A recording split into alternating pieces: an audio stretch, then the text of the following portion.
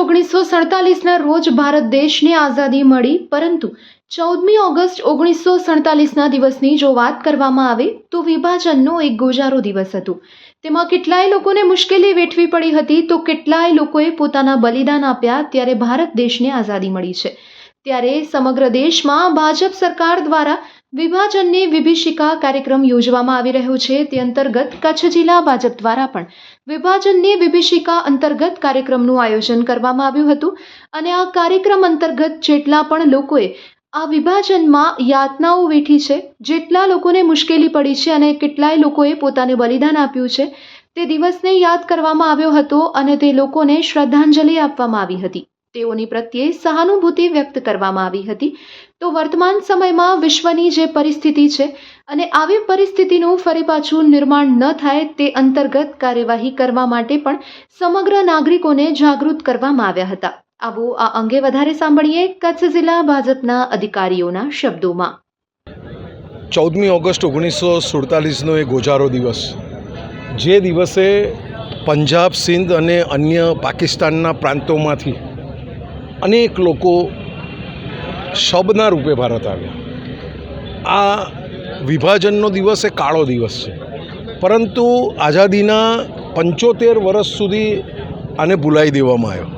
દેશના યશસ્વી વડાપ્રધાન નરેન્દ્રભાઈએ 2 વર્ષ અગાઉથી આ વિભાજન વિભીષિકા દિવસ એટલા માટે આપણને યાદ કરાયો છે કે આ આઝાદી જે સંજોગોમાં જે સ્વરૂપે મળી છે અને આજના સમયમાં એ ફરી એનું પુનરાવર્તન ના થાય એનો લોકોને ખ્યાલ રહે, એટલા માટે આ કાર્યક્રમનું આયોજન કરવામાં આવ્યું છે।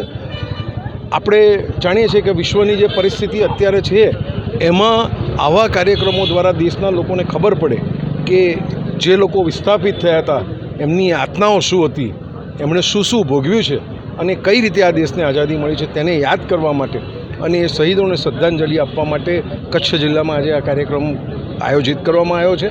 મારું સદભાગ્ય છે કે મને પ્રદેશમાંથી કચ્છ આવવાનો લાવો મળ્યો છે। આજે ભારતીય જનતા પાર્ટી કચ્છ જિલ્લા દ્વારા વિભાજનની વિભીષિકા એક કાર્યક્રમ આજથી દેશના જ્યારે આઝાદી મળી ત્યારે આ દેશના જે ભાગલા પડ્યા એને કારણે જે લોકોને યાતના ભોગવવી પડી અને જે લોકોએ અથાગ પરિશ્રમ પછી એ સ્થળાંતર કરીને આવ્યા એમના પ્રત્યે સહાનુભૂતિ અને એ દુઃખદ ઘટના કઈ છે એને યાદ કરી અને એ ઘટનામાં જે શહીદો થયા હતા, જે કંઈ બલિદાનો આપ્યા, એ બધાને યાદ કરીને આજે ફરી પાછા આ પ્રકારની ઘટના ન બને એટલે સમાજને સાવચેત અને જાગૃત રહે એના માટે આ પ્રકારનું એક કાર્યક્રમનું આયોજન કચ્છ જિલ્લામાં 2 જગ્યાએ, પૂર્વ કચ્છમાં ભુજમાં અને પશ્ચિમ કચ્છમાં ભુજમાં અને પૂર્વ કચ્છમાં ગાંધીધામમાં આ 2 પ્રકારના કાર્યક્રમનું આજે આયોજન થયેલું છે।